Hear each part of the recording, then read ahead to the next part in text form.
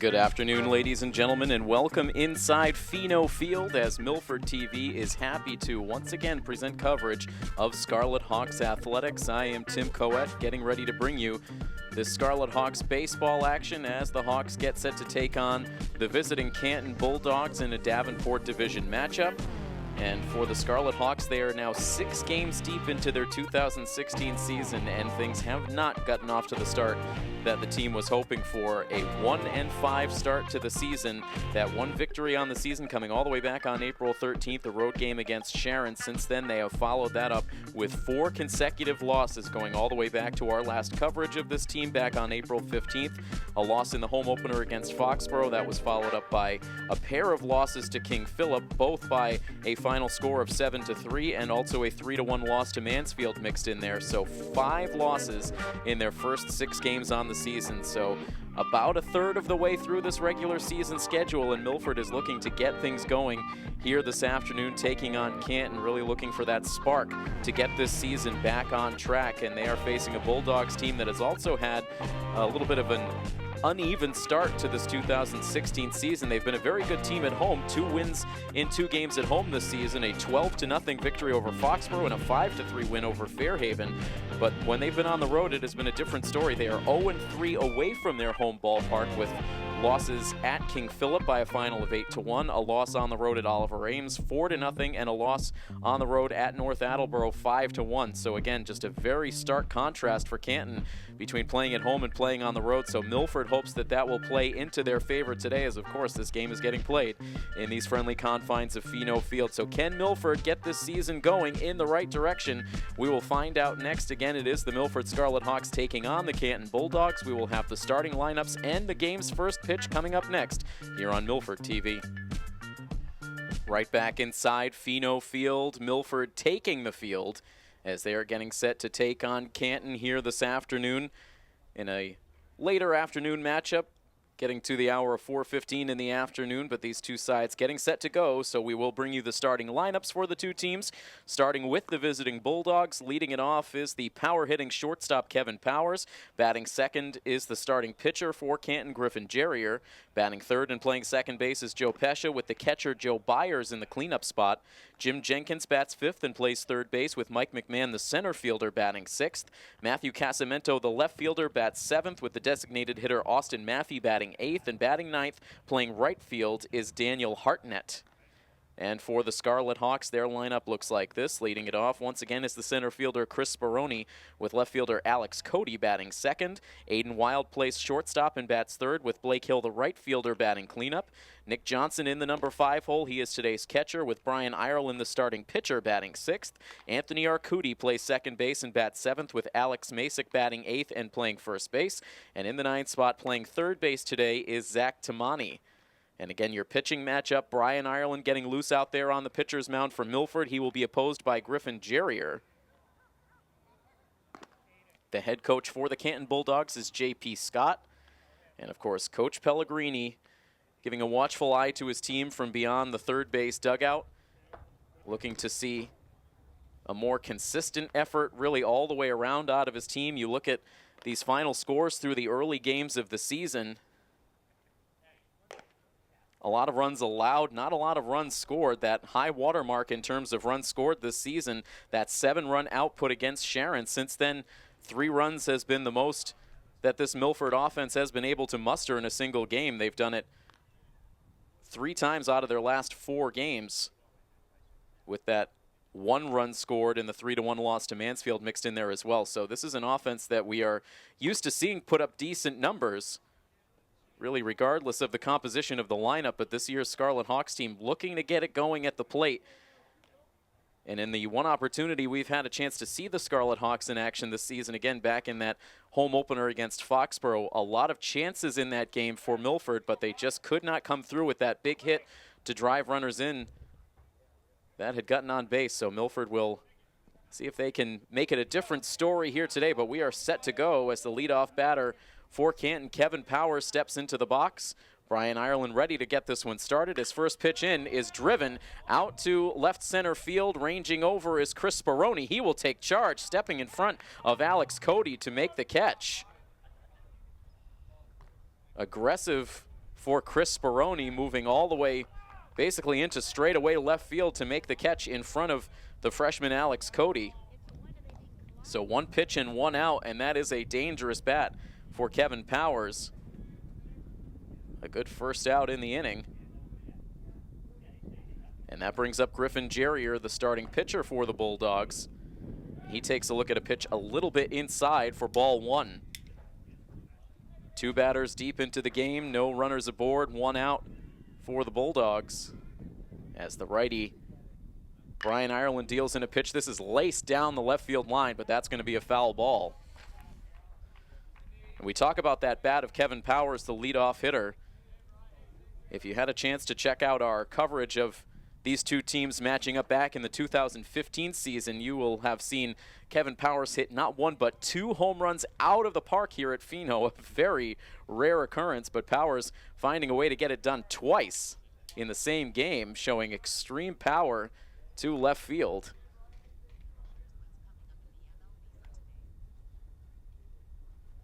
Right now an even count of 2 balls and 2 strikes to the current batter at the plate, Griffin Jerrier, in there on the right side.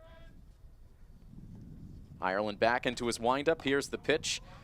A breaking ball that stays upstairs, and that runs the count full. Brian Ireland is making his 3rd appearance on the pitcher's mound of the season. All of those have come via the starting rotation. Here's the payoff pitch. It's a bouncer foul over towards the third base coach's box.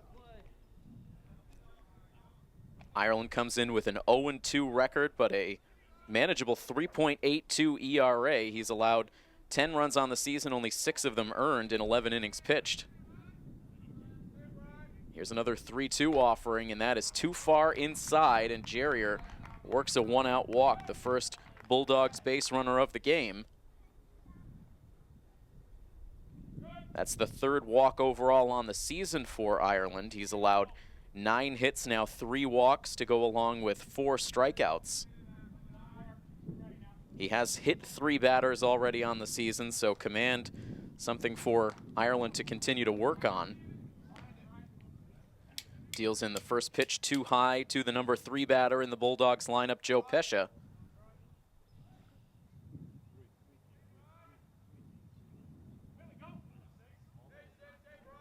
Pescia, the lefty batter, takes that pitch in for a strike. That evens the count. Overcast skies overhead as we get this ball game underway at Pheno. We do not expect any precipitation during the game here today. Quick check over at the runner at first, and a head-first dive safely back into the bag. Defensively for the Scarlet Hawks, it is Nick Johnson behind the plate, Zach Tamani at third, Aiden Wild at short, Anthony Arcudi at second, and Alex Masick at first. Left to right in the outfield, Alex Cody, Chris Speroni, and Blake Hill. The 1-ball, 1-strike pitch misses. A different defensive configuration than we have seen, albeit in just a 1-game sample prior to this one here this afternoon.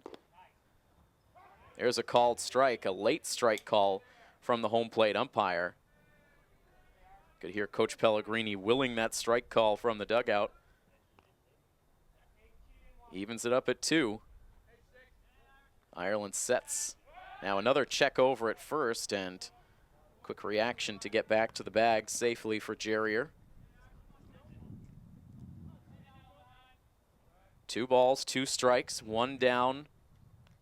And that lone runner at first base creeps out to a lead. He holds. The pitch is outside for ball 3.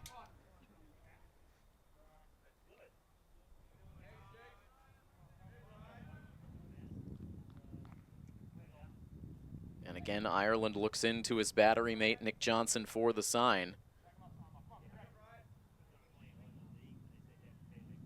The runner holds as the pitch is swung on and missed. So Coach Scott for Canton electing not to send the runner on that 3-2 pitch, and it works out for Canton as Pescia goes down on strikes. It's the first K for Ireland, and it brings the 2nd out of the inning. And now the catcher, Joe Byers, stands in on the right side, sets up deep in that batter's box. And the first pitch drops in low, ricochets away from Ireland, and now the runner will advance to second. Makes his way almost halfway down the line between second and third before retreating to the bag. As Johnson retrieved the loose ball, it's a 1-ball, no strike count on Joe Byers. Ireland trying to strand that runner aboard. Here's the pitch. And that drops in for a called strike.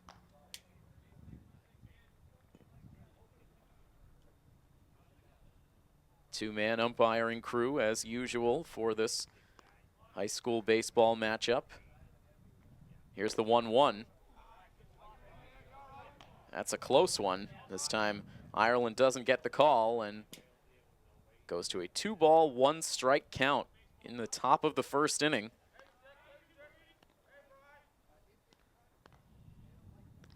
Jerrier out to a very big lead at second. Here's the pitch. It's waved at and missed.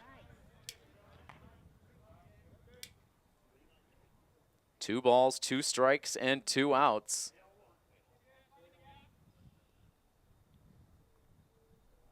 Ireland shakes off the first sign from Johnson. Now he comes to the set, and timeout is granted at the plate. Byers steps out just quickly.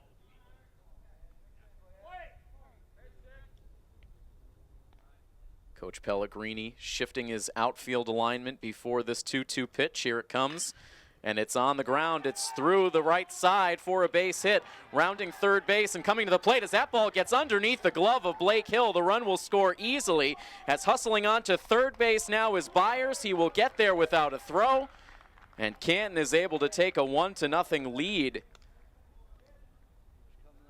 It would have been interesting to see if we would have had a play at the plate had Blake Hill come up with that ball cleanly. Coach Pellegrini, just prior to that pitch, had shifted Blake Hill in a few steps.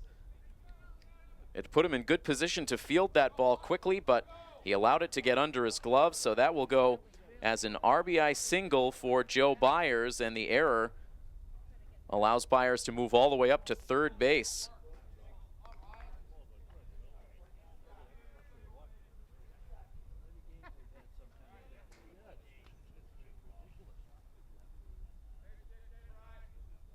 So once again, the Scarlet Hawks will immediately start off from behind. This is a bouncer to third base off the bat of Jim Jenkins. Fielding it cleanly was Tamani. A good throw to first gets the out that ends the inning, but not before. An RBI hit by Joe Byers, helped out by the error in right field from Blake Hill. So after half an inning, Canton is able to take a 1-0 lead. The Scarlet Hawks will take their first swings of the game when we come back next here on Milford TV. Time for the bottom of the first inning here from Pheno Field. Milford trailing Canton 1-0. Canton getting a run on a 2-out hit in the top half of this inning. So looking to answer back as they send Chris Speroni, Alex Cody, and Aiden Wild to the plate against the Canton starter Griffin Jerrier. And Jerrier sends the first pitch in low for ball 1. Griffin Jerrier was the pitcher on the mound when these two teams met up at Pheno Field last season. That game was a wild offensive slugfest. As Speroni hits one to the opposite field, that gets down through the right side of the infield for a leadoff single. Well placed on the ground between first and second base. Immediately getting that tying run on. Speroni continues to have a very good start to his 2016 season, batting leadoff. Throughout these early days of the year, he came into the game with a .348 batting average and now nearly gets picked off of first base. That was very close. The Canton dugout felt like they had the pickoff. The infield umpire took a moment before ultimately ruling safe. So Speroni right off of the single, living dangerously. They'll check on him a second time. This play not as close. And Alex Cody, the freshman, waiting to see the first pitch of his at-bat. The runner takes off as this pitch is bunted back out towards the mound. Jerrier will look towards second before firing to first. Speroni had a very good jump he likely would have had the base stolen even if Cody had not made contact with the bunt. But it will go in the books as a sacrifice for Cody. It gets that tying run into scoring position, so Milford trying to manufacture a run to tie this game up right away.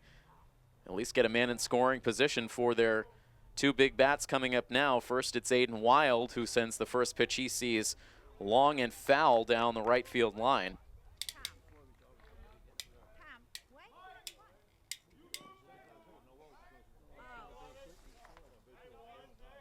Aiden Wild comes into action today, batting .471. He sends this ball hard on the ground to shortstop. It's scooped up there by Powers. He throws to first to get the out there. As on to third goes Speroni, but now with two down.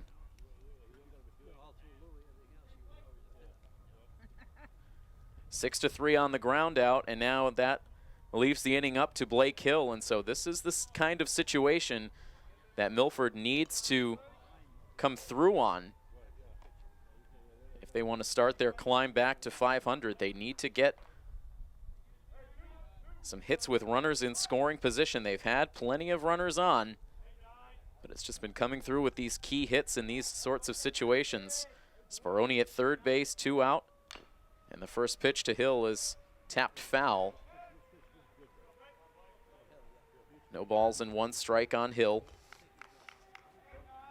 Blake batting .316, so again, this middle of the order combo of Wild and Hill holding up their end of the bargain.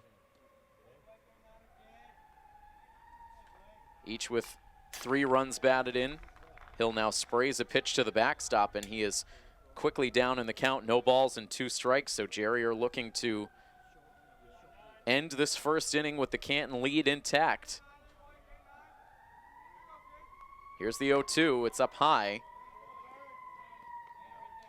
Not at all tempting for Blake Hill to chase. 1-2 now the count. The pitch, that is outside.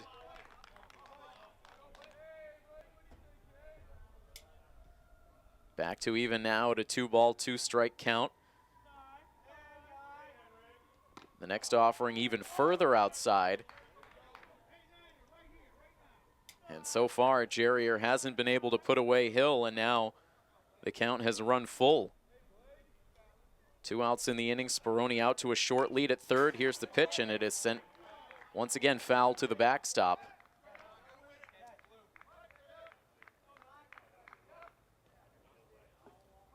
Nick Johnson, the catcher, is on deck, hoping to get a chance to bat in the inning.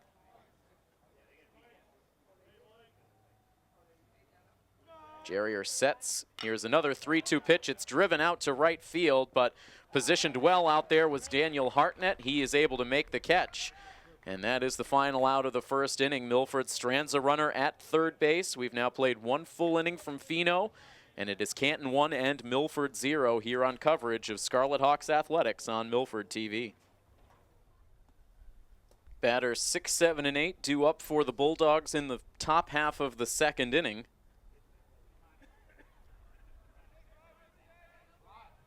Canton with a 1-0 lead, courtesy of an RBI by Joe Byers back in the first. It will be Mike McMahon who leads off this top of the second inning against Brian Ireland. Ireland ready to send in his first pitch of the frame, and it's tapped down the first base line, but rolls off into foul ground.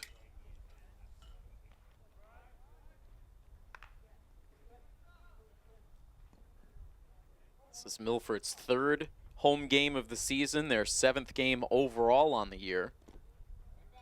As that pitch dips in inside and low, evening the count at 1.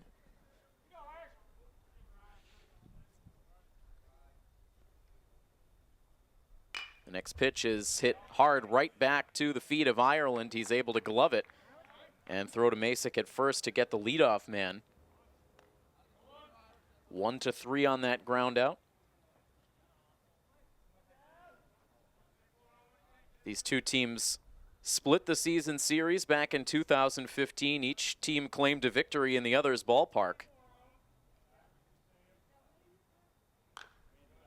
As first pitch swinging, Matthew Casamento sends one foul and out of play. Milford overpowering Canton in a road victory early in the 2015 season, a 10-1 win. But they followed that up with a wild game here on May 13th of last year. A total of 25 runs scored between the two teams in that matchup. Canton ended up coming through with a 16-9 win.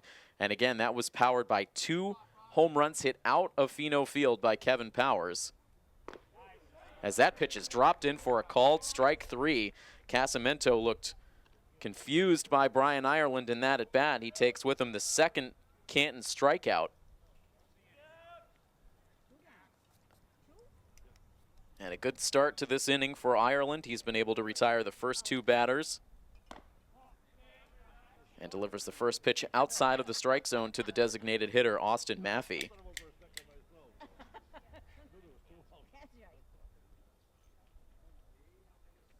Here's the 1-0.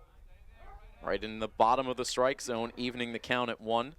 Canton operating with their starting pitcher and a designated hitter in their lineup. Their first baseman, Steve Gorham, is flexed out of the lineup, only playing defensively. The next pitch swung on and missed. 1 ball and 2 strikes. The base is empty with 2 out. Ireland looking for a quick and easy second frame. Shakes off the first sign from Nick Johnson, now has the one he wants. Here it is, and it's swung on and missed, held on to by Nick Johnson. 2 strikeouts in the inning for Ireland, and it is a 1-2-3 top half of the second inning. We move right on to the home half. It remains 1-0 in favor of the Bulldogs here on coverage of Scarlet Hawks Athletics on Milford TV. The lanky right-hander Griffin Jerrier for Canton getting set to face Nick Johnson, Brian Ireland, and Anthony Arcudi in the bottom of the second inning, with Canton leading 1-0.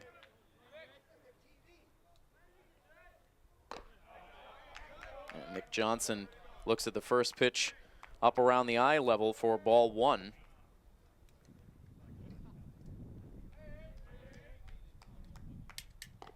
The 1-0 pitch aggressively swinging that time was Johnson. Evening the count at a ball and a strike. Nick Johnson looking to get it going at the plate. He comes into today's action with a 143 average. Ahead in the count now, 2 balls and a strike. His 2 hits and 14 at-bats so far on the season. In the driver's seat now, ahead 3 balls and a strike. He has walked once so far on the season. The 3-1 pitch is a floater out down the first base line, but that kicks foul. Not hanging up long enough for the pitcher Jerrier to be able to make a play. He was the only one in the neighborhood. So full count now on the Milford starting catcher. Taking over full-time catching duties in this lineup.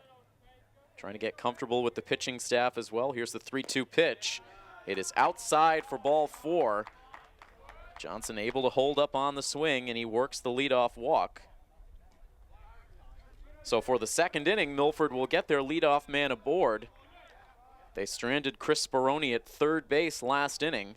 They now have Johnson aboard at first, with nobody out here in the second. Now Brian Ireland at the plate. He looks to bunt. Fielding the bunt off the mound is Jerrier. He's able to throw to second base in time to get the lead runner. The relay to first base not in time to get Ireland. So for the second straight inning, Milford gets the leadoff runner on, and then they immediately look to sacrifice that runner into scoring position. But Johnson with not quite enough speed to get down to second base in time, so he is erased. Ireland now the runner aboard. He is credited with a fielder's choice.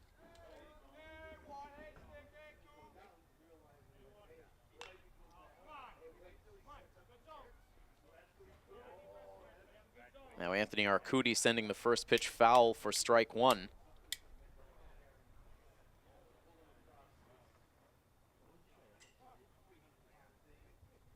So Milford really making a concerted effort to play some small ball here in the early innings. Giving up a couple of outs now. Here's a soft ground ball up the middle, fielded at second base.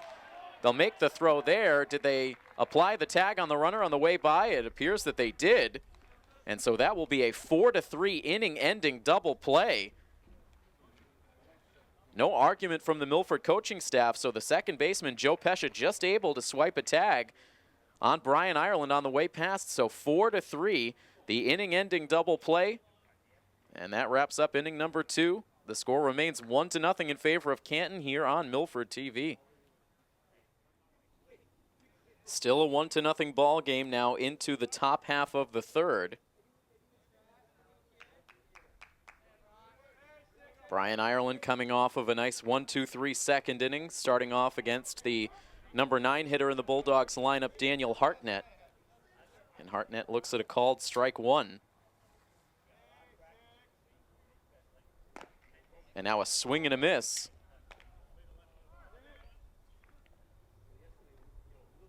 Ireland striking out the final 2 batters he faced in the second. Deals an 0-2 pitch in a little bit outside, trying to get Hartnett to chase. A good pitch up 0-2. Now a 1-2 count. The righty's next pitch, and that's on the outside edge for a called strike 3. Pulled it back in just enough to nick the outside part of the strike zone. 3 consecutive strikeouts now for Ireland, 4 overall in the game. And 1 out now in the top of the third. It brings us back up to the top of this Canton batting order, and Kevin Powers. Powers flying out to Chris Speroni in his first at bat. Ball hit relatively well out to left center field. That is the power field for Kevin Powers, as we found out last season. This time he hits it on the ground towards the left side. It's fielded by Zach Tamani. He throws to first. 2 quick outs here in the third.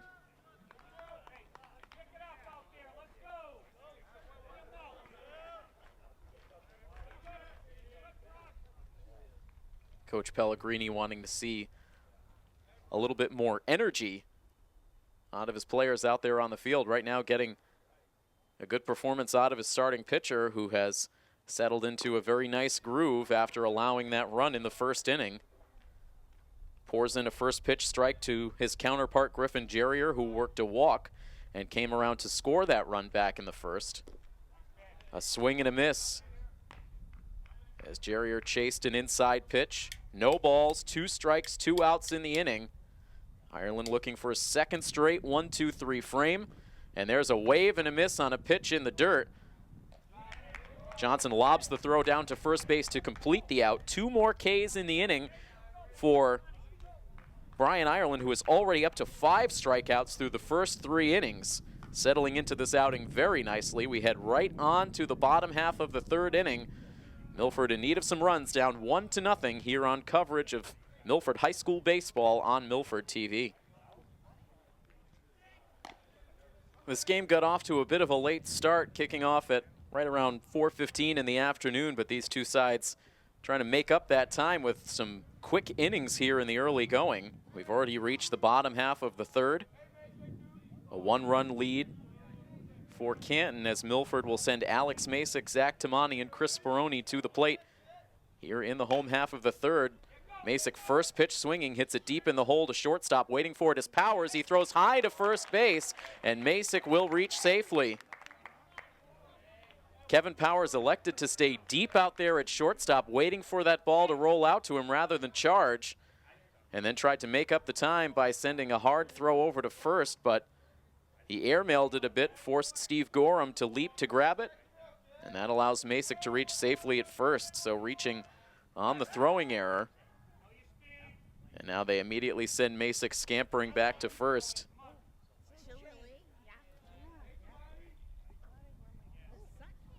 So the error column now even.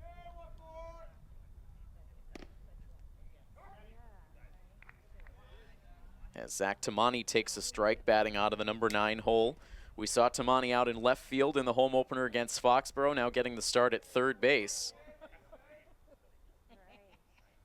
Masick with a big secondary lead as this one is hit through the right side for a base hit. Masick will hold at second base on the single by Zach Tamani. It's the second Milford hit in the game, and the Hawks have something going now with their first two men aboard. In the bottom of the third inning, Masick at second, Tamani at first, and now we go back up to the top spot in the lineup in Chris Speroni, who opened up the bottom of the first with a single before he was eventually stranded at third base.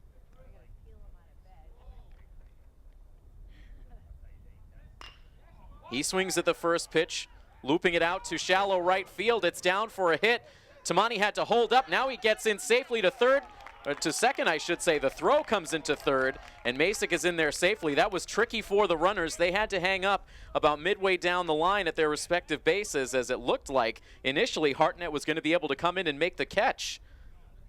But he pulled up at the last minute, played that ball on a short hop, sent the throw in towards third base, but all runners were safe. It goes as a single for Chris Speroni, and the bases are now loaded with nobody out, and Alex Cody at the plate.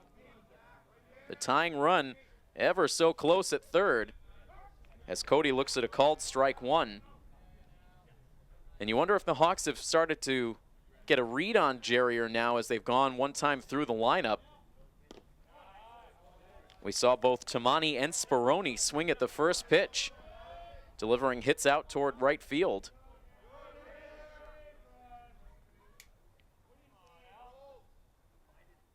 The next pitch into Cody is a tapper foul.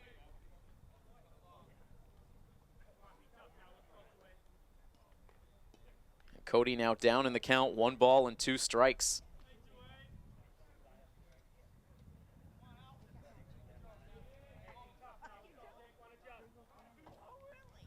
A Milford runner at every base, nobody out in the bottom of the third. Here's the 1-2. It's sent on the ground towards shortstop. A bobble there by Powers. He'll have to throw to first, and everyone is safe, and the run scores. Well, it's been a bit of a tough inning defensively for Kevin Powers. That's 2 throwing errors now on the Canton shortstop, and it leads to Milford tying this game up 1-1.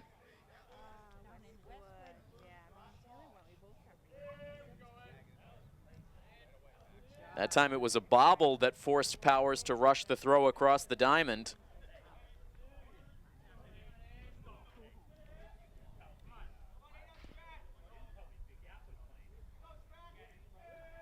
So into score on the play was Masick with the tying run. And now it's Tamani at third, Speroni at second, Cody at first, and Aiden Wild with a big opportunity here at the plate with the bases still full. And a big cut out of Aiden Wild on a high pitch from Jerrier. He's quickly down in an 0-2 hole. Jerrier's next pitch, and that's through the legs of the catcher Byers to the plate. And scoring is Zach Tamani. A passed ball allows the Scarlet Hawks now to take a 2-1 lead.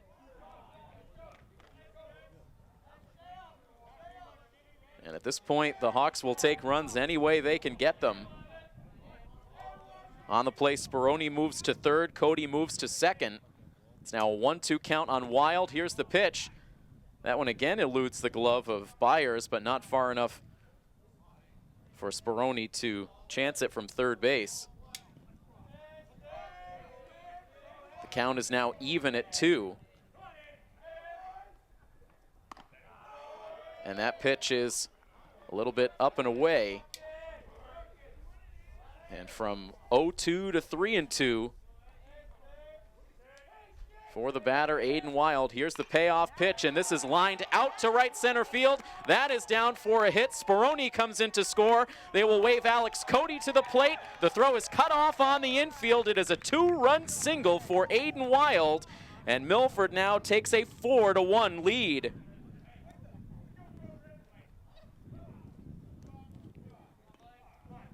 The Hawks putting it together here in the third against Griffin Jerrier.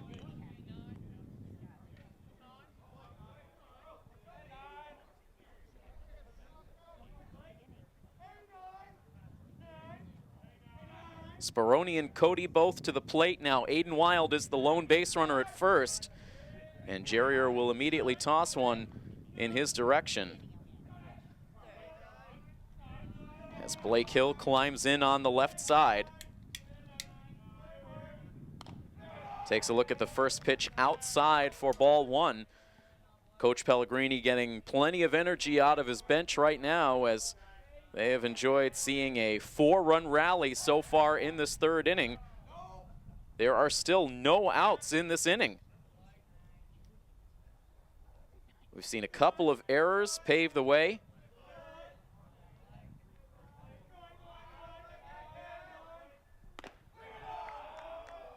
And now a 2-ball, no strike count. Jerrier now struggling to find the strike zone. We haven't seen a mound visit yet in this inning, despite all that has gone against Canton.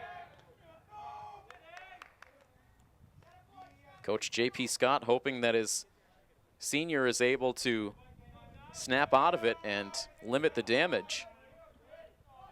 But Milford hanging a 4 spot thus far, as Blake Hill takes a swing at that pitch and delivers it high in the air, foul and out of play.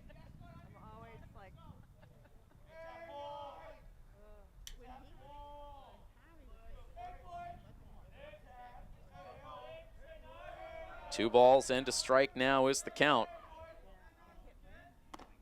And a big swing and a miss. Chasing that high fastball was Blake Hill, and now the count is even at 2. Aiden Wild, a decent lead at first base, held on by Gorham. As that pitch is down in the dirt, bounces away from the catcher, and Wild will move up a base.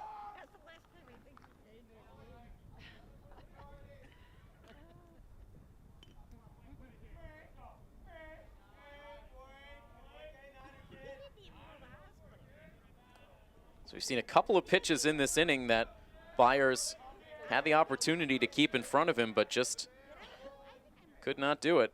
Now another runner in scoring position as Blake Hill sends a slow roller down the line. It's the pitcher that fields it. Now the umpires, neither umpire wanting to make a call. It looks like they're going to rule safe here. Now the two umpires are going to conference. And now they're going to call Blake Hill out.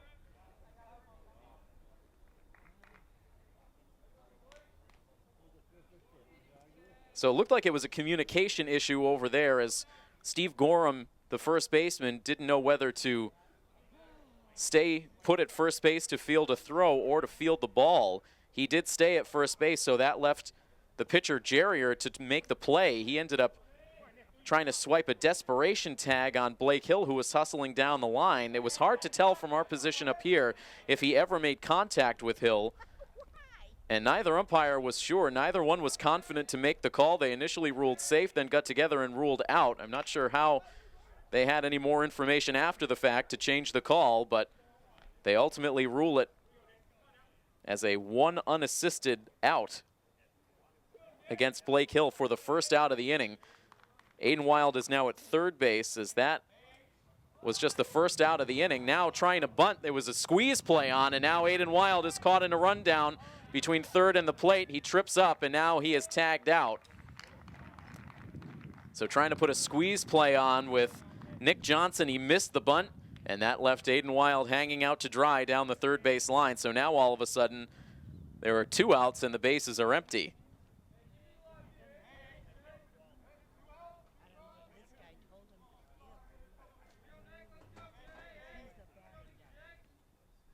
Now the pitch into Johnson is a swing and a miss for strike 3, and so that brings an abrupt halt to the inning. But the damage is done. Milford scores 4 times, highlighted by the 2-run single by Aiden Wild. And after 3 full innings of play, it is now 4-1. The lead belongs to Milford here on coverage of Scarlet Hawks Athletics on Milford TV. Well, we highlighted it in our intro. Milford needing to find a way to come through with some clutch hitting to break out of this early season offensive funk. Boy, do they ever do it. In that bottom half of the third inning, they hang a 4 spot on the scoreboard. They turn a 1-0 deficit into a 4-1 lead. And now Brian Ireland heads back out onto the mound to work with the lead for the first time in the game. He has been getting better and better as this game has gone on. This is a ground ball down the first base line. It eludes the glove of Masick, but fortunately that ball ruled foul.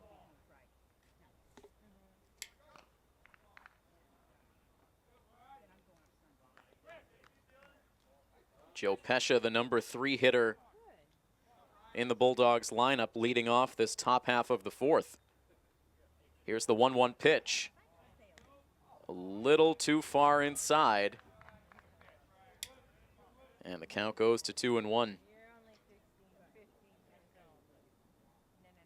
Ireland working quickly. The next pitch. And that's a 3-ball, 1-strike pitch. Johnson trying to frame that right at the top of the zone.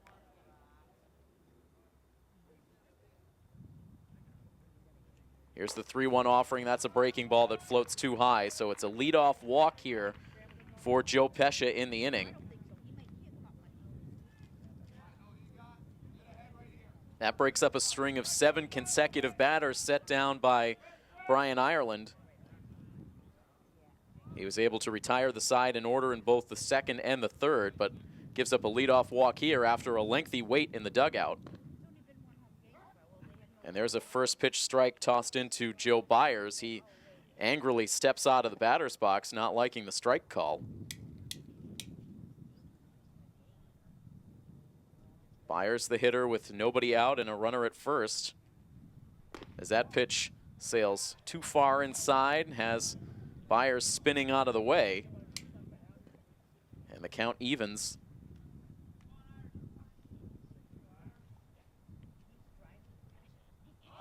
The runner takes off for second base. The pitch is high. The throw to second base is high.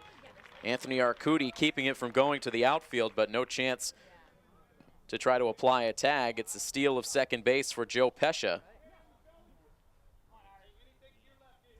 And now it's Canton who tries to answer back. Here's a 2-1 pitch. That just grabs a piece of the inside part of the plate, and again, Byers not buying it.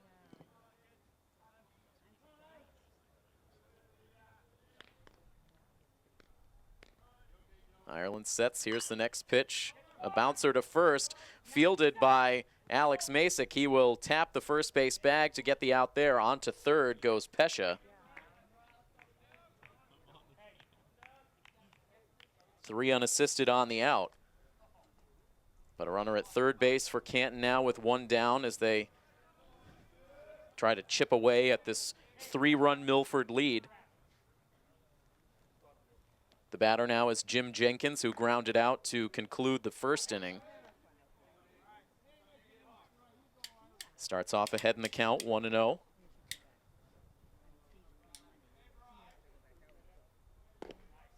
And the next one in there for a called strike, darting that lower outside corner.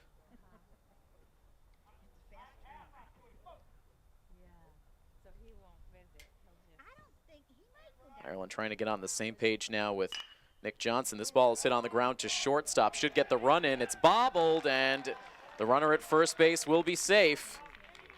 So now it's the Milford shortstop who has some issues out there defensively, as Aiden Wild just could not scoop that ball cleanly. May have had his attention divided as that runner came to the plate. And so a run home for Canton, and the bonus, Jenkins safe at first base. Reaches on the error at shortstop. So 3 errors in all in the game now. They've all come at that shortstop position. Check that, 4 total errors in the game. Milford also with an error out in right field back in the first inning. As Ireland sends a couple of pickoff throws to first base. The second one getting away from the glove of Masick, who gave a bit of a shoulder check to the runner to get by to pick up the loose ball. Drew some ooze from the crowd. Here's another chance for Wild at shortstop. He scoops this one cleanly, gets the out at second base. The throw to first is Wild, and the runner will be safe.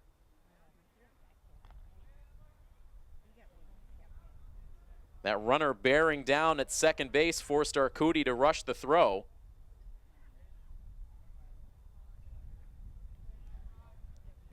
And if we were playing Major League Baseball rules, there would no doubt be a officials review going on right now as to whether there was too much contact there by the runner sliding into second.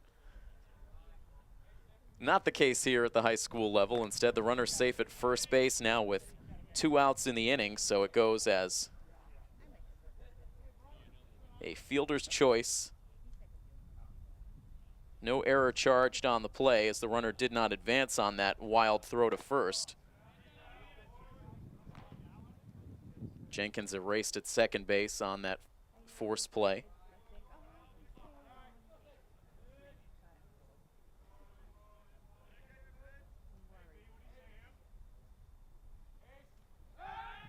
Another throw over to first base, and again, the runner is back safely. Now the runner at first base is Mike McMahon. Matthew Casamento at the plate. He has one of 5 Brian Ireland strikeouts so far in the game. Struck out looking back in the second. Ireland leans in for the sign now from Johnson, takes a peek over at first base. Now fires to the plate, and the ball is fouled away. It is a 2-ball, 2-strike count on Matthew Casamento, a sophomore on this very senior-heavy roster. 11 seniors in all on this varsity roster for Canton. Here's the 2-2 pitch. This is a liner out to left field. It's down for a hit. Keeping the ball in front of him was Cody. That will hold the runner at second base. On the single by Casamento, it was McMahon who moved up to second on the base hit. So that is the first hit of the inning. Pesha, who scored, reached on a leadoff walk. It's been the walks all season long that have gotten Milford starting pitchers into trouble as this pitch is driven out to left field. Racing back is Cody, still going back on the move. He had it in his glove, but could not secure it. 2 runs will score for the Bulldogs, as now pulling up at second base is Austin Maffey. And so Canton battles back to score 3 runs so far in this inning, and the game all knotted up at 4 now. Maffey all over that pitch from Ireland. Cody had gotten back there. He had the ball on the tip of his glove, but just could not reel it in.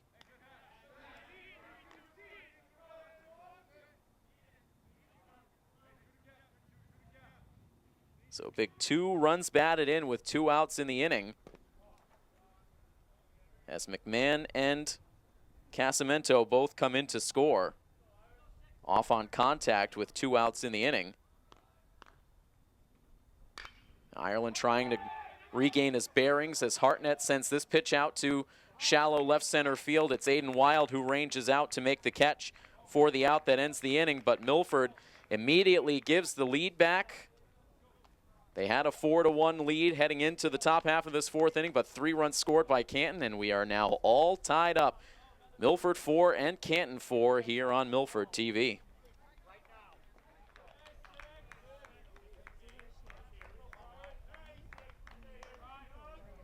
Momentum seesawing back and forth between these 2 Davenport division opponents. The game right now tied at 4.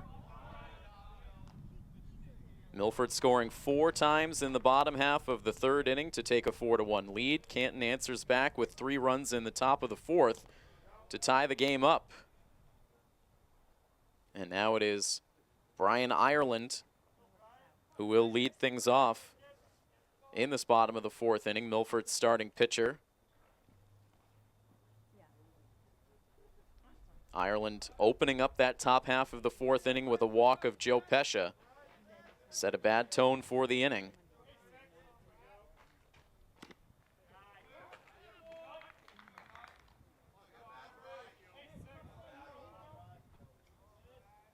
Two balls and 2 strikes on Brian Ireland, the first batter here in the home half of the fourth. That pitch drops in low. Again, ricochets away from Byers, the catcher. The full defensive alignment for Canton: Joe Byers behind the plate, Jim Jenkins at third, Kevin Powers at short, Joe Pescia at second, and Steve Gorham at first. Left to right in the outfield, Matthew Casamento, Mike McMahon, and Daniel Hartnett. Ireland just gets a piece of that one to send it foul.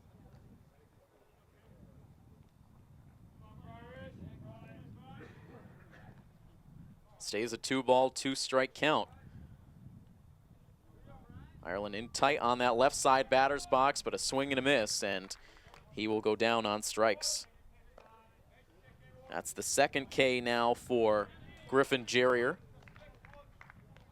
Milford with 4 runs on 4 hits with 2 errors. Canton 4 runs on 3 hits, also with 2 errors. 1 out now in the bottom of the fourth for Anthony Arcudi. He sends a line drive out to left field, but it hangs up long enough for Casamento to range in and make the catch.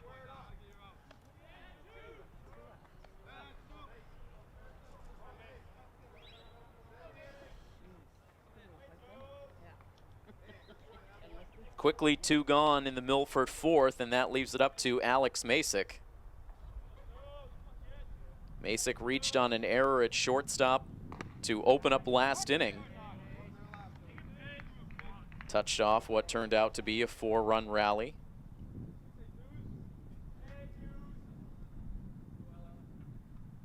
Here's the pitch. This is a floater out behind second base, but plenty of time for Joe Pescia to range over to make the catch from second base, and it is a 1-2-3. Bottom of the fourth inning. Griffin Jerrier shutting down the Milford offense here in the fourth. We've played 4 now from Pheno Field in Milford. It is Milford 4 and Canton 4 here on coverage of Scarlet Hawks Athletics on Milford TV. Ready for bed, and it was like 11:30. Brian Ireland right back to work on the pitcher's mound. We are now into the 5th inning. Kevin Powers leading off the inning with a liner out to center field that ends up in the glove of Chris Speroni. And for the second time in 3 at-bats, Kevin Powers out on just a single pitch.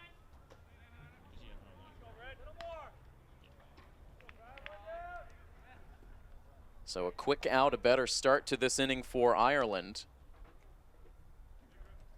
Now facing Griffin Jerrier for the 3rd time in the game. He delivers a called strike 1. Jerrier walked and scored in the first. He struck out swinging to end the 3rd. Watch that pitch bounce in, evening the count at a ball and a strike.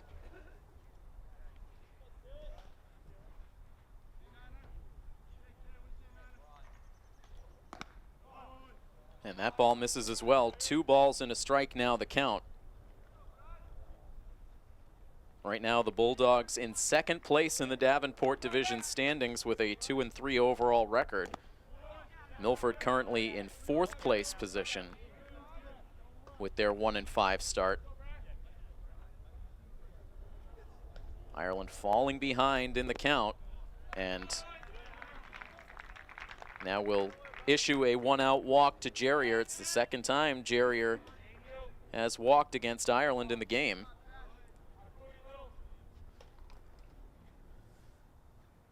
The 3rd base on balls for Ireland. The previous 2 have come around to score. And Ireland now able to start ahead of Joe Pescia. 0-1. Pescia walked to lead off last inning and came around to score. Is granted time now at the plate.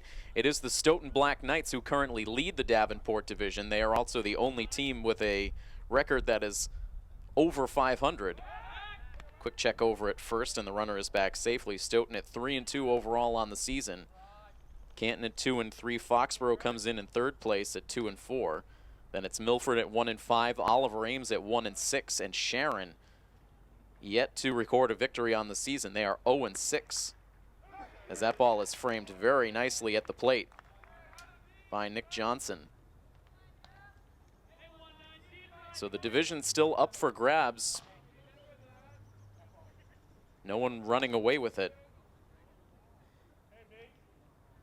The runner takes off as the pitch is swung on and missed for an out there. The throw down is not in time. That throw from Johnson coming in on the shortstop side of the second base bag. Aiden Wild had to reach for it and then lunge to apply the tag, and that made the difference. Nearly a strike him out, throw him out double play.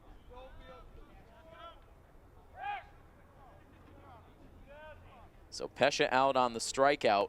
Jerrier safe at second on the stolen base. The second Canton steal of the game.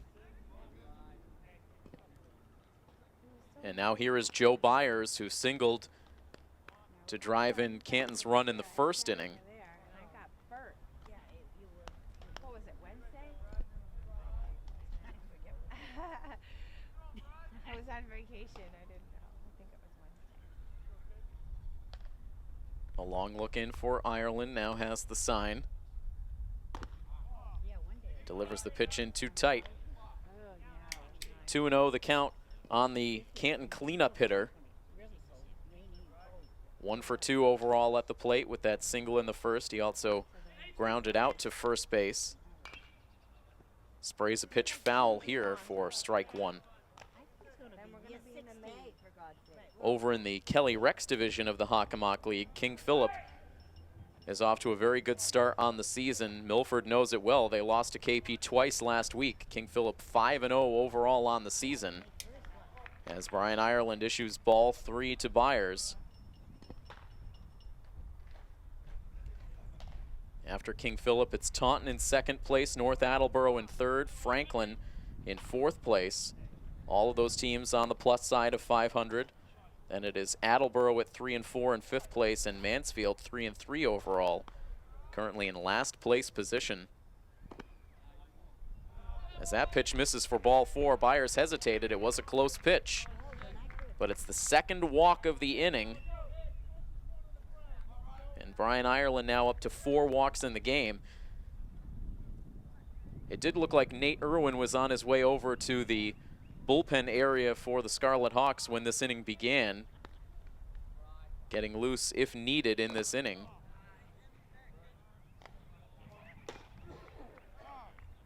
And now we'll see a mound visit, as Brian Ireland has struggled with his command all of a sudden here in the 5th inning.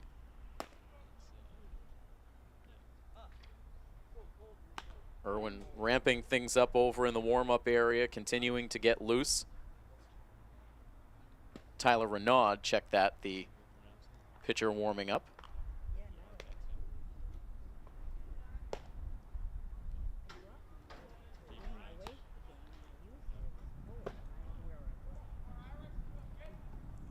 The conference concludes on the pitcher's mound. Ireland ready now, as that pitch is dealt in for a strike to Jim Jenkins. Jenkins has grounded out. He also reached on an error.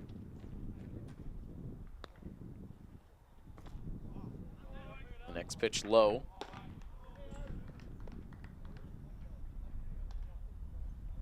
Two balls and 1 strike, 2 outs in the inning.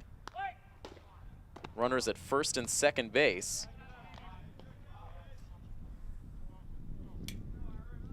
Ireland trying to battle through this inning. It has the feel that this may be Ireland's last inning of work. This pitch is lifted in the air, an off-balance swing from Jenkins. He sends it out to shallow left field, and Blake Hill drops it around to score. The go-ahead run is Jerrier. They will hold Byers at third base. An easy fly ball that looked to be the final out of the inning, but Blake Hill didn't look it into his glove. A third error on the day for the Scarlet Hawks, the second one on Blake Hill, and that allows Canton to take a 5-4 lead. Rare to see for a player like Blake Hill, but just a lack of concentration.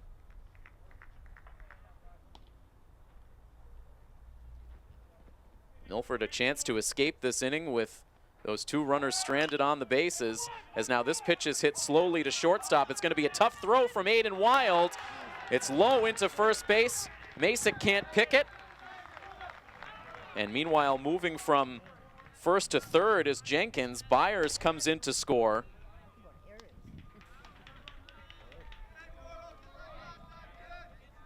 So more damage being done now by this Bulldogs offense, given the extra opportunity. It's now a 6-4 lead.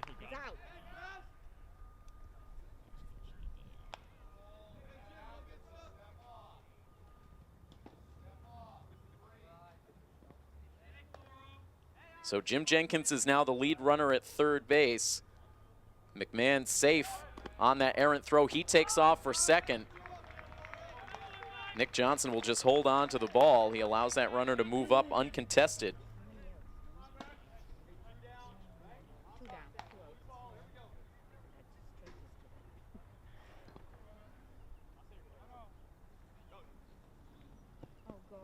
The runners now bluff hard down the line. A swing and a miss from Casamento.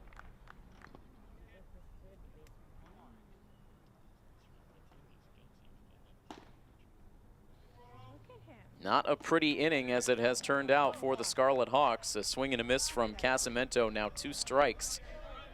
Ireland desperately trying to get out of any further damage. He has 2 men in scoring position. Here's the pitch, and that's a little too far outside.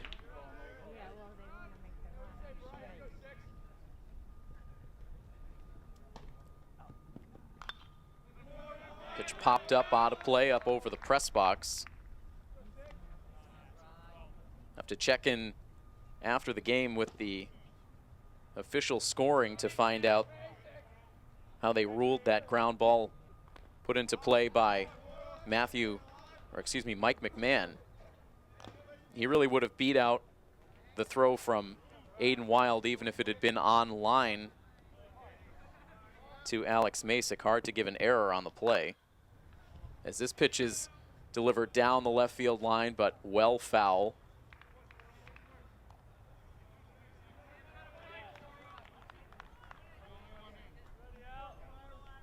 So for now, we'll rule it an infield single and an RBI for McMahon, who has since moved down to second base. Now another one sent in the air out to right field. Ranging towards the line is Cody. He's able to hang on to this one for the out that ends the inning, but things getting sloppy in that frame for the Scarlet Hawks. And more damage done on the scoreboard as a couple of runs come in to score, and now a 6-4 lead for Canton over Milford here on coverage of Scarlet Hawks Athletics on Milford TV.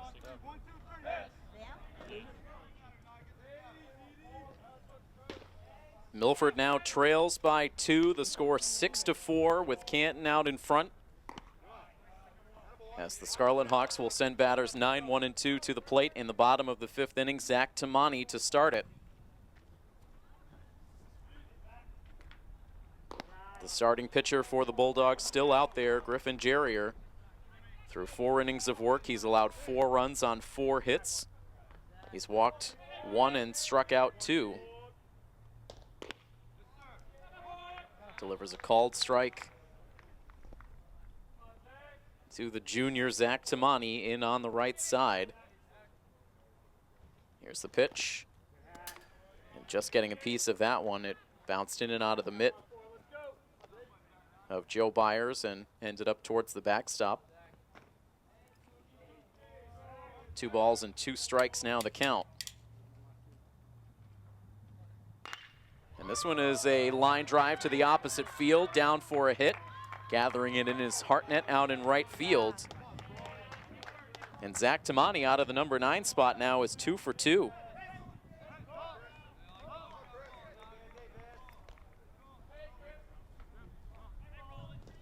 Gives Milford the chance to bring the tying run to the plate.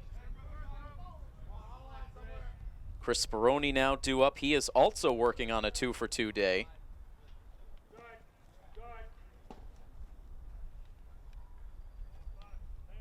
So Milford now with 5 hits on the afternoon. 4 of them have come from the combination of Speroni and Tamani. Aiden Wild responsible for the other hit.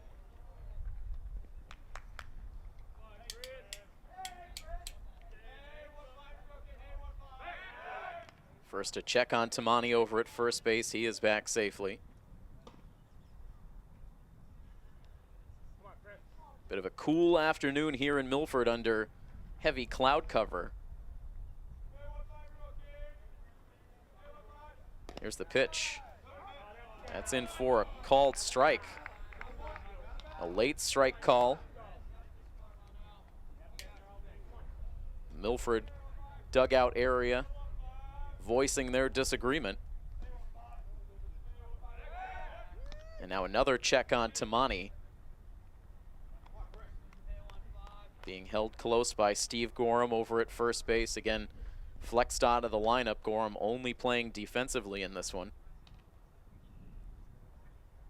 Tamani right out to a decent lead once again. Late swing by Speroni, but he's able to fight it off foul.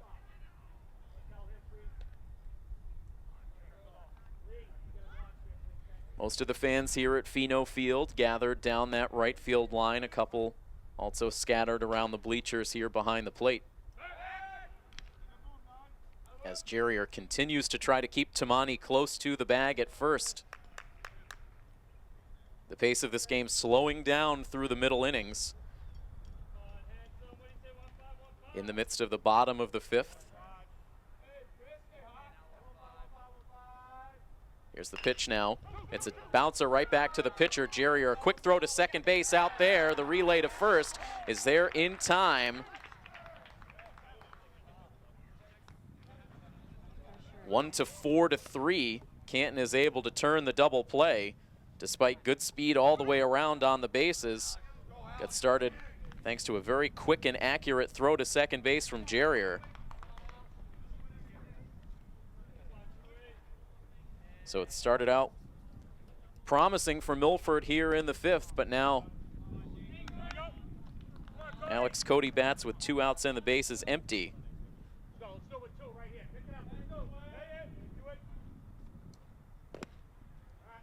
Cody looks at a called strike. Alex Cody reaching on an error. One of 2 errors on the shortstop, Kevin Powers, back in the 3rd inning. That allowed a run to score.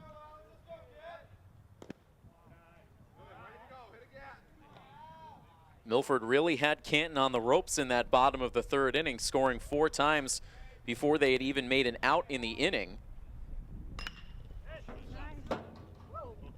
But then a bizarre tag play at first base that went against Blake Hill after he was initially ruled safe. It seemed like that took the wind out of Milford's sails. They then made an out on the bases on a missed squeeze play,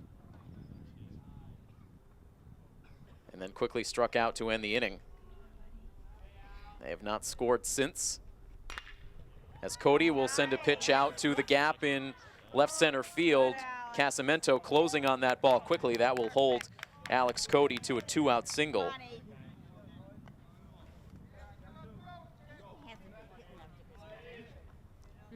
The 6th hit for the Scarlet Hawks. They are out hitting Canton 6-4. But errors have really played a key role on both sides in scoring opportunities, most notably the error out in right field for Blake Hill in the top half of this 5th inning that led to 2 Canton runs scoring.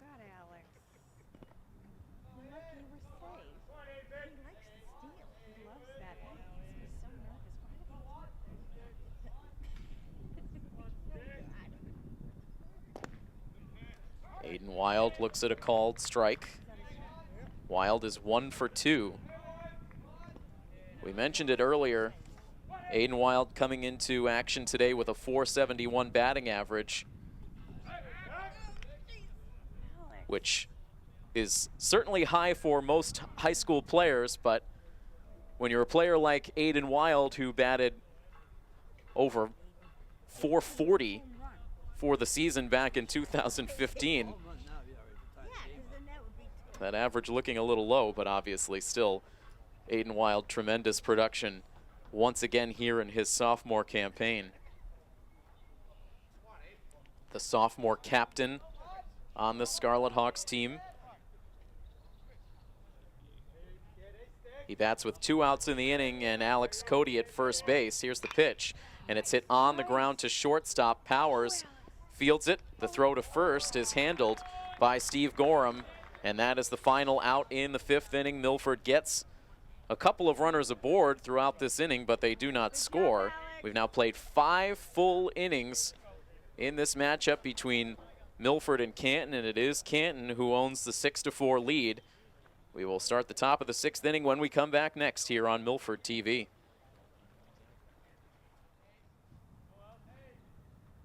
A new pitcher on for the Scarlet Hawks as we start the top of the 6th inning. It is Nate Irwin. After Brian Ireland went the first 5, Ireland allowed 4 earned runs on 4 hits. He walked 4 and struck out 6 as Irwin allows this slow roller up the middle. It got past his glove, but backed up by Arcudi at second base. He's able to get the out on Austin Maffey. And a much quieter at bat for Maffey here. He belted a 2-run double in his previous at bat in the 4th inning.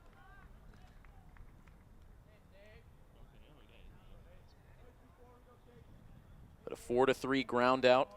That is how Irwin's relief appearance begins. Brian Ireland pitching very effectively through the early innings of this one, but again, the walks were certainly a problem. As now control is the problem for Nate Irwin as he uncorks a pitch that hits the number 9 hitter, Daniel Hartnett, right in the backside. He will head down to first.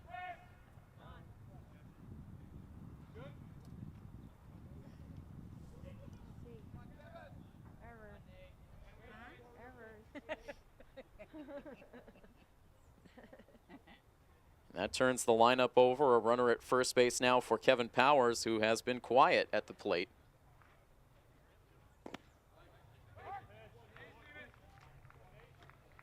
Powers, who batted down in the middle of the lineup when these two teams met this last season, now batting leadoff.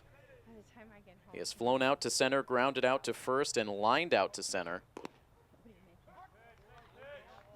Looks at a called strike right on the outside edge. Chicken, sausage, and then I did potatoes, peppers, zucchini. Irwin now operating out of the stretch with the runner on at first. He checks over there, and Masick swipes the tag. But Hartnett back standing.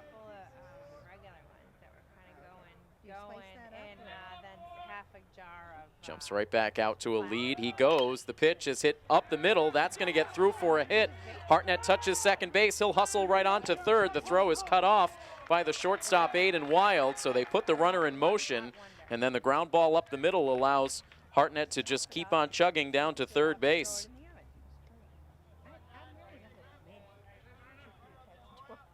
It's very easy.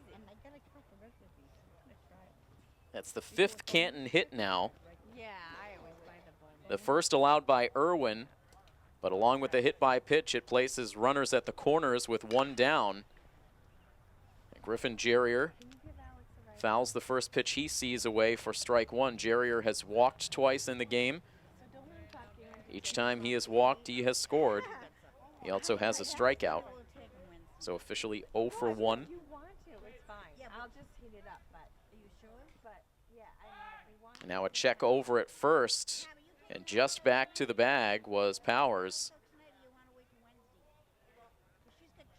Irwin with quick feet towards first base. We saw him come through with a couple of pickoff plays in the start he made in Milford's home opener. That runner now takes off. Johnson's going to throw through. Aiden Wild coming in to cut off the throw on the infield grass. Trying to catch that runner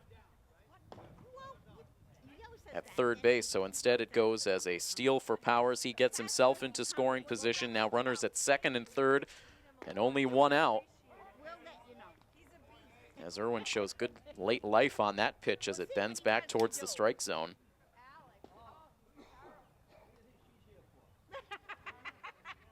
Jerrier with 2 strikes. Here's the pitch. It's waved at and missed. Irwin needed it. It's his first strikeout. It's the 7th overall for Milford pitching.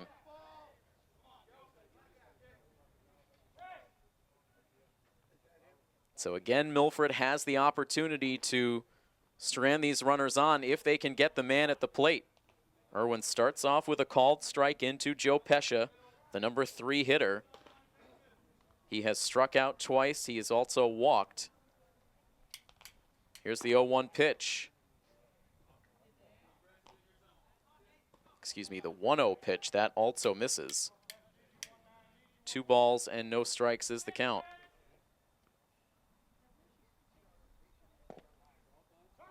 That one in the strike zone.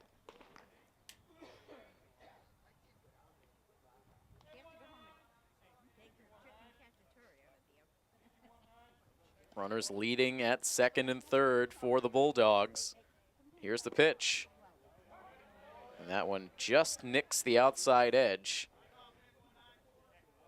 We've continued to see Nick Johnson demonstrate a good job of framing pitches for the umpire. Here now is the 2-2 pitch, and this is out to shallow right field. In comes Blake Hill. He is able to make the catch, and Canton will indeed strand those runners in scoring position. 2 left by the Bulldogs in the top half of the 6th inning. We head on to the bottom half of the frame. It is still a 6-4 Canton lead over Milford here on coverage of Scarlet Hawks Athletics on Milford TV.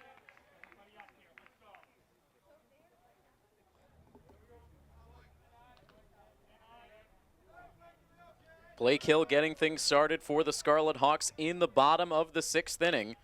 He swings at the first pitch and drives it out to deep right center field. This is going to be over everyone and roll deep into the cavernous right center field area. It's going to end up being 3 bases for Blake Hill. He cruises into 3rd. It is 432 feet out to right center field. Blake Hill sending it most of the way out in that direction. Blake Hill, who is looking to atone for what turned out to be an extremely costly drop out in right field with 2 outs in the 5th inning that allowed Canton to score the go-ahead runs. Breaking what at the time was a 4-4 tie, it is now a 6-4 Canton lead. But Milford already now with a runner at 3rd base. The tying run at the plate in Nick Johnson. And that pitch sails to the backstop. In to score comes Blake Hill on the wild pitch by Griffin Jerrier.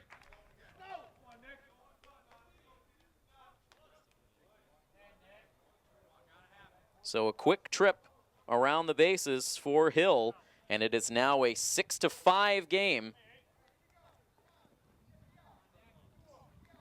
And a 2-ball, no-strike count on Johnson.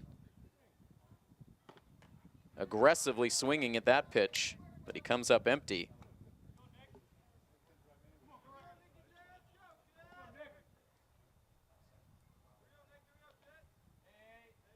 Johnson walked in his first at-bat, a strikeout victim in his second, and now sends a ground ball to 3rd base, but the throw gets by the first baseman Gorham deep into foul territory, and Johnson will head down to 2nd base.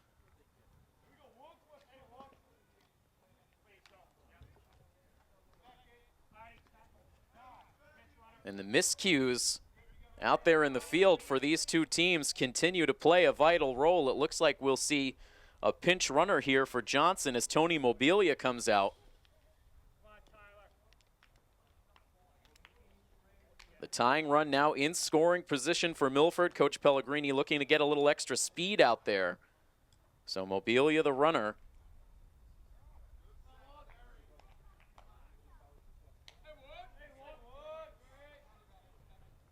So an error at 3rd base. Charge to Jim Jenkins. So now a total of 6 errors in this one, 3 apiece.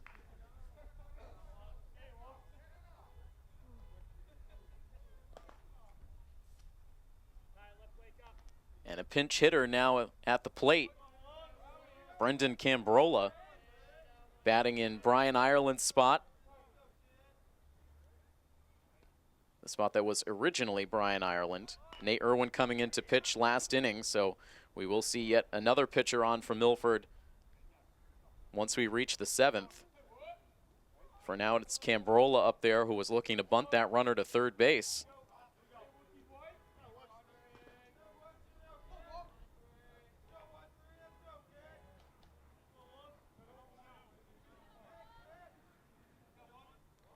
Griffin Jerrier still out there on the mound here in the 6th inning. He has been in and out of trouble throughout this game, now allowing a total of 5 runs to Milford, the tying run at second base.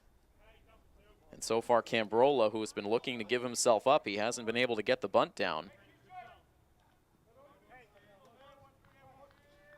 Anthony Arcudi is the batter on deck.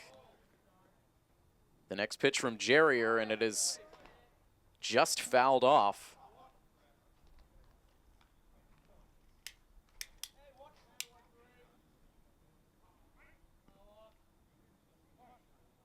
Still an 0-2 count. Nobody out in the bottom of the 6th.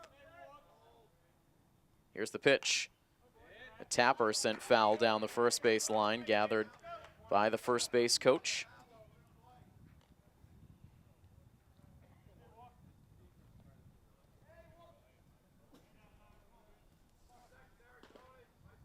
The bunt play now off with 2 strikes.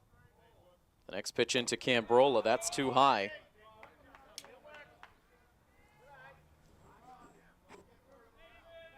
Brendan Cambrola, a senior on this varsity roster for the Scarlet Hawks.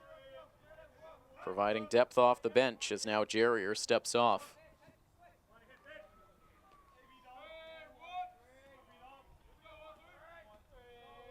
Total of 9 seniors on this Milford roster as Cambrola again defensively swinging.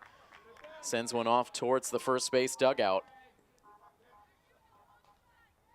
Coming up on the hour of 6 p.m. here on this April the 25th.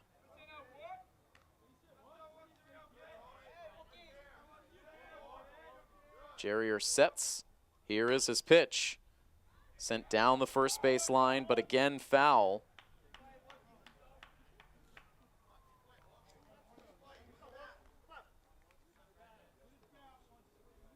It stays a 1-ball, 2-strike count on Brendan Cambrola. As once again Mobilia leads off of second base with Powers creeping in behind at shortstop. The ball is swung on and missed.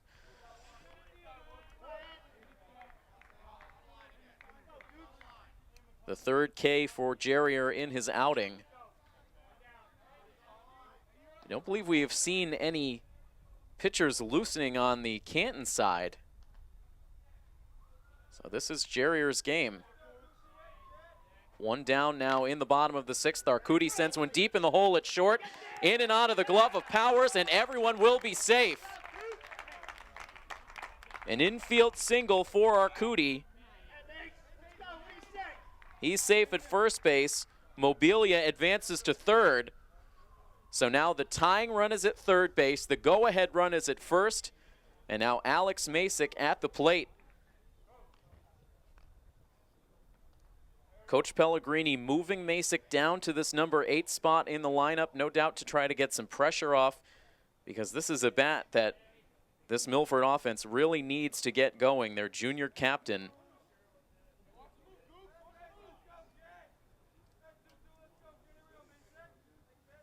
Masick has reached on an error and popped out so far in the game. That pitch low, and taking off for second base and getting there without even a throw was Arcudi.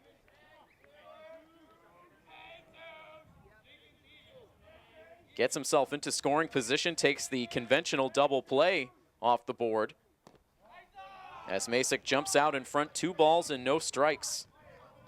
Masick batting .125 so far in the season, just 2 hits and 16 at-bats. One of those hits a double. Here's the 2-0 pitch. It's sent on a line to the backstop.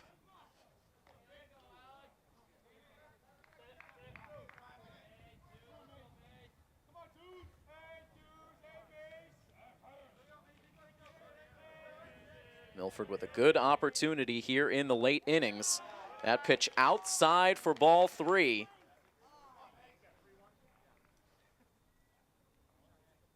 Three and 1 the count.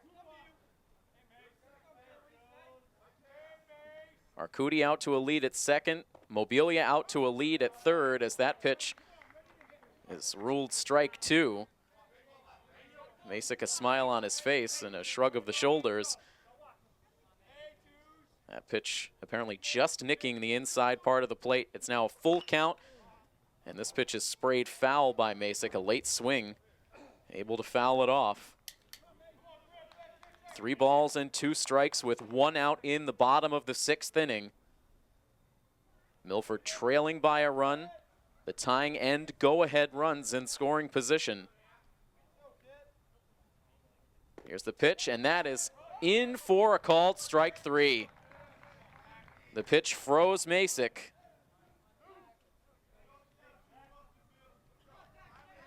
The 4th strikeout for Jerrier. He's struck out 2 so far in the 6th inning, and that leaves it up to Zach Tamani. He's had a good day out of this number 9 spot, 2 for 2. As that pitch gets away from the catcher, here comes the run to the plate. He's in safely, and the game is tied.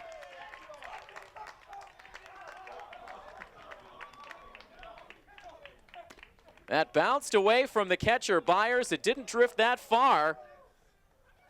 And you can see now that move to put Mobilia in as a pinch runner paying off. They had good speed at third base. Mobilia breaking for the plate, just got in with the slide. And it's a brand new ball game here in the bottom of the 6th, tied at 6, and that will be the day now for Griffin Jerrier. So they make the pitching change mid at bat.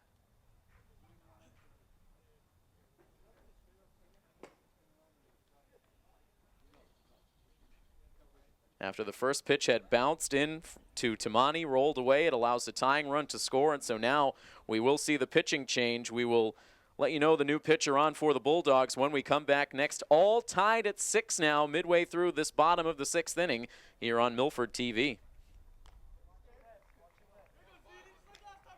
Set to resume now in the bottom of the 6th inning. A couple of different changes for the Bulldogs. On to pitch now is Joe Pescia, moving in from his original position at second base as he deals in ball 2 to Zach Tamani.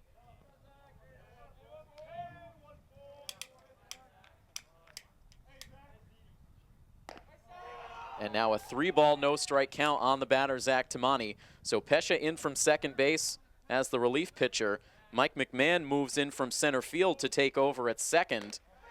And I believe it is Griffin Jerrier, the starting pitcher, who moved out into center field.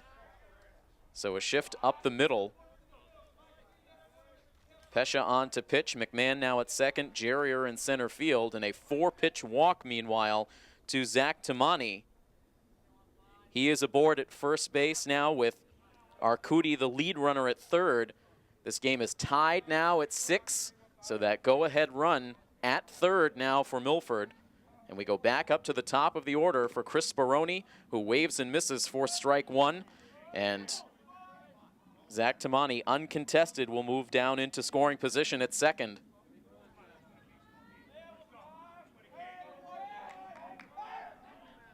Here comes the chatter out of the Milford dugout. Here's the 0-1 pitch, too far in.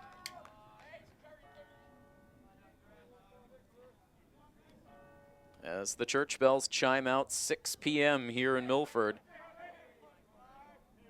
We're all tied at 6 here at Pheno Field as Speroni sends it foul over the backstop, sending some fans ducking for cover. 2 strikes on Speroni.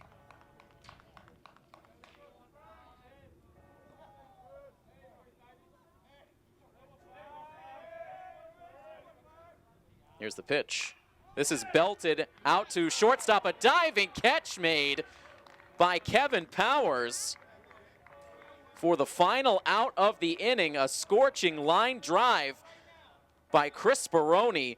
Kevin Powers laying out at shortstop to make the catch, saving the lead for now for the Bulldogs, as a run surely would have scored.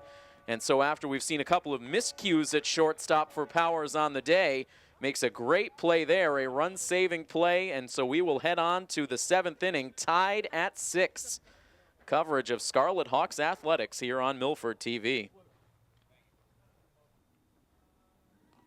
Milford ever so close to taking the lead in the bottom of the 6th inning. They get the 2 runs to tie it, but a line drive off the bat of Chris Speroni looked like it was ticketed for left field, but a diving catch made by Kevin Powers, the shortstop, preserves the tied ball game, sends us to the 7th inning, and Milford will now utilize their 3rd pitcher on the day as the left-hander Blake Hill now comes on. Looking to keep the score right here to give the Scarlet Hawks a chance for a walk-off in the bottom of the 7th in a game that Milford is desperate to win. Starting off this season at 1-5. Riding a 4-game losing streak into this home contest against the Canton Bulldogs. It has continued to go back and forth all game long. Canton taking a 1-0 lead after the 1st inning. Milford taking a 4-1 lead after the 3rd. Canton tying it up in the 4th inning, taking the lead in the 5th. Milford tying it in the 6th. Tied at 6 as Joe Byers, the catcher, will lead it off. Byers frustrated with himself defensively, particularly in that last inning, as a couple of pitches got past Byers behind the plate, and that allowed Blake Hill to score on a wild pitch and the tying run to score on a passed ball.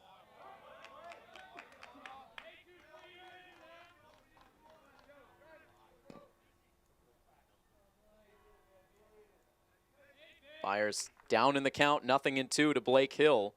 The lefty winds and deals. And that pitch is too high.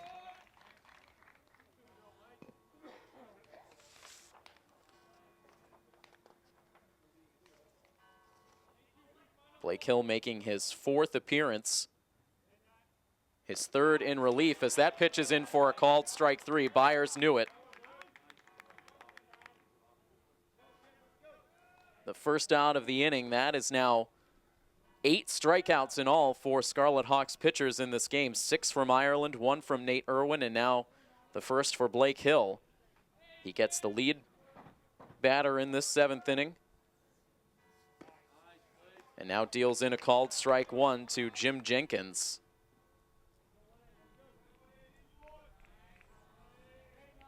Jenkins has grounded out and twice reached on errors. Once on an error at short, and then his last time up in the 5th inning, reaching on an error out in right field by Blake Hill. That allowed, at the time, the go-ahead runs to score for the Canton Bulldogs. Hard line drive sent foul over the backstop here by Jenkins. He is down in the count. 1 ball and 2 strikes. 1 out and the base is empty in the top of the 7th. Hill's next pitch. Too far outside that time. Milford TV continuing our spring sports coverage, bringing you baseball and softball action all season long. The 2-2 pitch. He went around. A swinging strike 3 from Jim Jenkins, and back-to-back strikeouts here in the 7th inning for Blake Hill. There are 2 outs. Covering Scarlet Hawks baseball here today, the softball team, after starting the season 5-0, suffered their first loss of the season over the weekend. Playing a tough game on the road against one of the Division I state finalist teams, the Silver Lake Lakers, and Silver Lake able to come through with a 5-2 win in their home ballpark here. With 2 outs in the inning, McMahon dumps a pitch out into center field. A diving attempt by Speroni. He can't come up with it. It's backed up nicely out in left field, and that holds the batter McMahon to a 2-out single.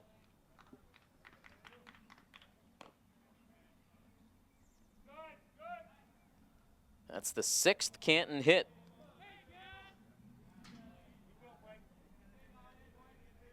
So McMahon now at first. It gives Matthew Casamento a chance. He looks at a first pitch strike.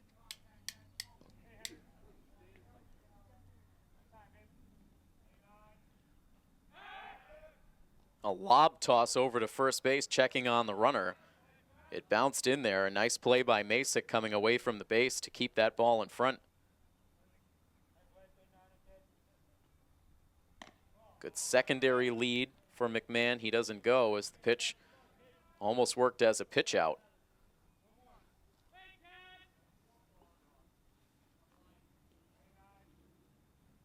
The runner now takes off as this ball is sent out to center field.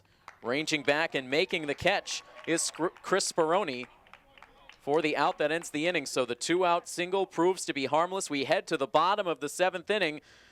Milford has an opportunity to walk off with the win if they can drive home a run. It is tied Milford 6 and Canton 6 here on coverage of Scarlet Hawks Athletics on Milford TV. This ball game all tied up at 6. We are in the bottom of the 7th inning. And Milford has the bats they want coming up to the plate in the 7th frame. Batters 2, 3, and 4. Alex Cody, Aiden Wild, and Blake Hill.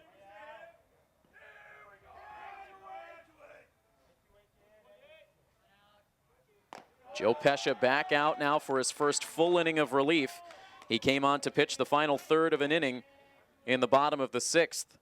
Barely left, preserving the tie. He misfires on the first 2 pitches into Cody to fall behind 2-0. And now just getting that one to graze the outside part of the plate. Everyone standing off in front of the third base dugout for Milford. All quiet out of the Bulldogs dugout. 3 balls and a strike now the count. Alex Cody has demonstrated very good patience at the plate so far this season. A good disciplined hitter, the freshman Alex Cody. Here's the 3-1. Offers it this one and lines it to the backstop. And that fills the count, trying to get on here as the potential winning run.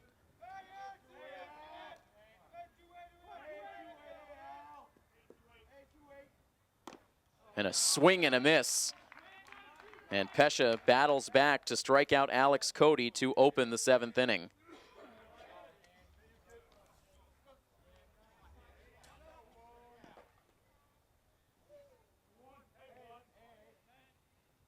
Now the batter is Aiden Wild. 1 for 3 with 2 runs batted in. He swings at the first pitch and fouls it off.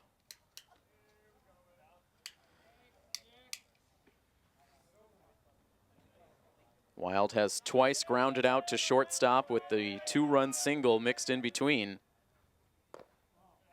Watches that pitch dip in low. This game coming up on the 2-hour mark. Here's the 1-1 outside. Byers couldn't pull it back to the outside corner.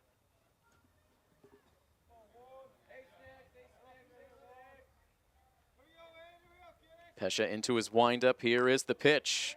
And Aiden Wild having to duck out of the way of that one. It was headed right for eye level. Some chin music for the sophomore. Now ahead 3-1. Here's the pitch. He swings at it, pops it straight up. Giving it a look is catcher, first baseman, and pitcher, but that ball reaches the first base bleachers. And so once again, Joe Pescia is able to battle back to run the count full. He fell behind Cody, but was able to come back to get the strikeout. Now a 3-2 pitch coming up next to Aiden Wild. Here it comes, and it's fouled away out of play. Blake Hill waiting on deck.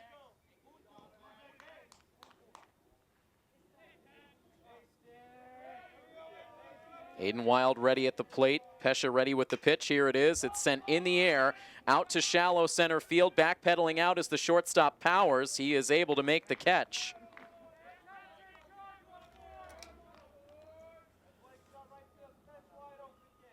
Two up and two down in this bottom of the 7th inning. 1 out away from heading into bonus baseball. But first business between Joe Pesha and the left-handed batting Blake Hill, who socked a triple out to deep right center field in his last at bat. I'm sure in a lot of high school baseball fields in the Hockomock League, that would have been a home run for Hill.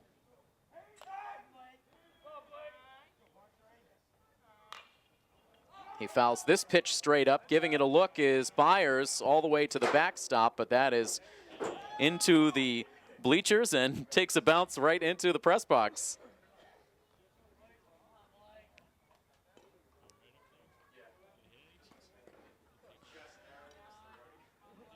Very narrowly missing our technical director, Tim Rosidi.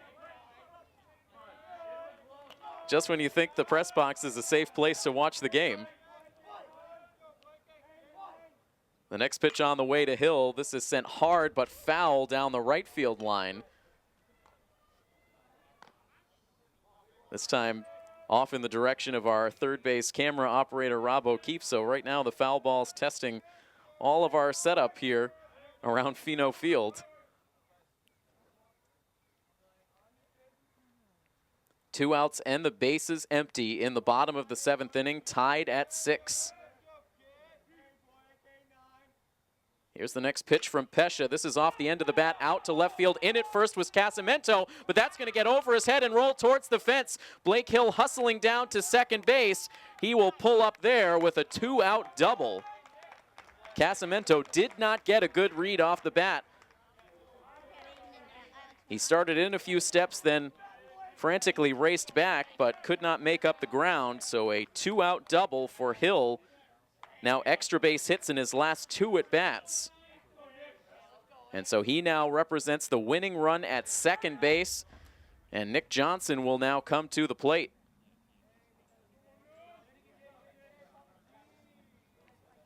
Johnson had been lifted for a pinch runner after his last at-bat, reaching on an error in the 6th inning, but still remains in the game.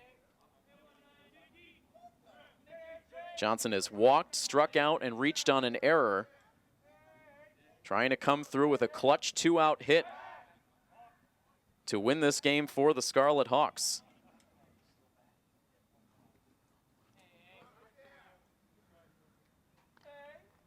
Here's the pitch, and it's swung on and missed.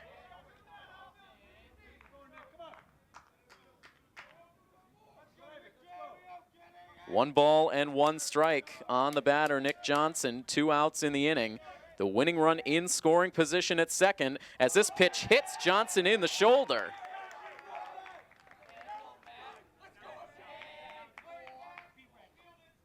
So Johnson will take a painful trip down to first base. Now 2 runners aboard.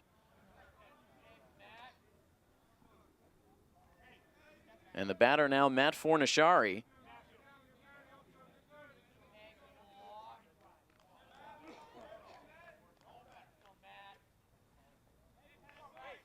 Fornashari, the senior, with a crucial at-bat here.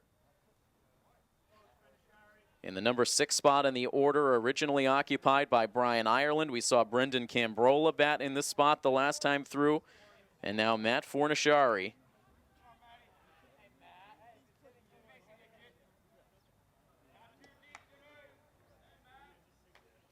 A hit to the outfield would likely win it for the Scarlet Hawks.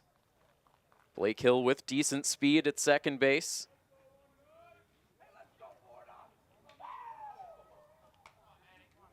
Some time being taken before Fornashari's at-bat begins as the home plate umpire gets things adjusted on his lineup card. Everyone ready now as Fornashari digs in on the right side. Here's the pitch. It's up high for ball 1. The Milford bench, the loudest it has been all day.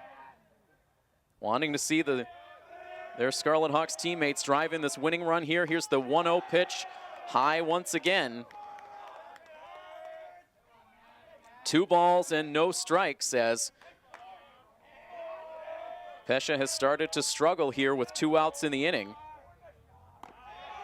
That pitch high and tight. Pesha able to get a strikeout of Alex Cody and a pop out of Aiden Wild to open the inning, but since then, a double and a hit batter. And now a 3-0 pitch coming up to Fornashari. It's high for ball 4, and that will load the bases.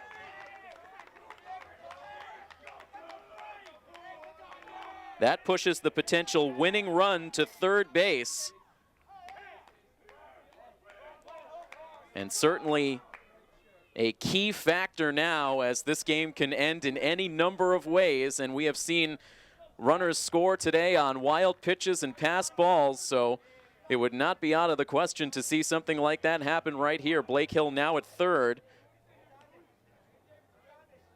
with Nick Johnson at second and Matt Fornashari at first, but the only run that matters is the one at third base. And now Anthony Arcudi getting set to dig in. A conference taking place between a couple of the infielders and Joe Pesha. The righty's first pitch into Arcudi, and it is sent foul and out of play. Arcudi bounced into a 4-3 double play in the second inning. He lined out to left field in the fourth and reached on an infield single in the sixth. The 0-1 pitch drops in too low. 1 ball and 1 strike. 2 outs in the bottom of the 7th inning. Bases full of Scarlet Hawks runners. Here's the pitch, and it's floated out to second base over the glove of McMahon, out into right center field. Into score comes Blake Hill with the winning run, and the Scarlet Hawks will walk off with the 7-6 victory. Anthony Arcudi mobbed by his teammates down by first base. A gutsy victory for the Scarlet Hawks here this afternoon. They trailed at the outset. They were able to battle back to produce a 4-1 lead, only to see that lead evaporate. They trailed this game 6-4 into the late innings. They were able to tie it in the 6th, and they're able to scratch across a run here in the bottom of the 7th inning.